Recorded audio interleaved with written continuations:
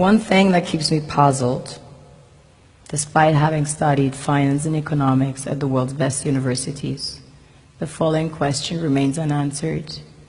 Why is it that 5,000 units of our currency is worth 1 unit of your currency, where we are the ones with the actual gold reserves? It's quite evident that the aid is in fact not coming from the West to Africa, but from Africa to the Western world. The Western world depends on Africa in every possible way, since alternative resources are scarce out here. So how does the West ensure that the free aid keeps coming? By systematically destabilizing the wealthiest African nations and their systems, and all that backed by huge PR campaigns, leaving the entire world under the impression that Africa is poor and dying and merely surviving on the mercy of the West. Well done, Oxfam, UNICEF, Red Cross, Life Aid, and all the other organizations that continuously run multi-million-dollar advertisement campaigns depicting charity porn to sustain that image of Africa globally. Ad campaigns paid for by innocent people under the impression to help with their donations. While one hand gives under the flashing lights of cameras, the other takes in the shadows. We all know the dollar is worthless, while the euro is merely charged with German intellect and technology, and maybe some Italian pasta. How can one expect donations from nations that have so little? It's super sweet of you to come with your colored paper in exchange for our gold and diamonds.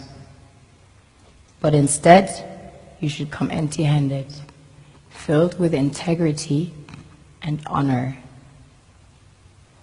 We want to share with you our wealth and invite you to share with us. The perception is that a healthy and striving Africa would not disperse its resources as freely and cheaply, which is logical. Of course, it would instead sell its resources at world market prices, which in turn would destabilize and weaken Western economies, established on the post-colonial free meal system.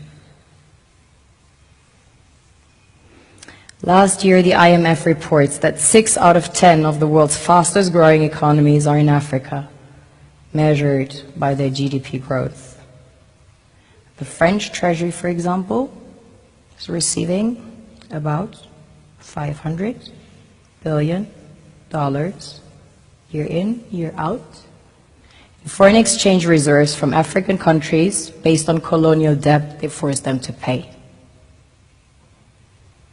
Former French President Jacques Chirac stated in an interview recently that we have to be honest and acknowledge that a big part of the money in our banks comes precisely from the exploitation of the African continent. In 2008, he stated that without Africa, France will slide down in the rank of a third world power. This is what happens in the human world, the world we have created. Have you ever wondered how things work in nature? One would assume that in evolution the fittest survives. However, in nature, any species that is overhunting, overexploiting the resources they depend on as nourishment, natural selection would sooner or later take the predator out, because it offsets the balance.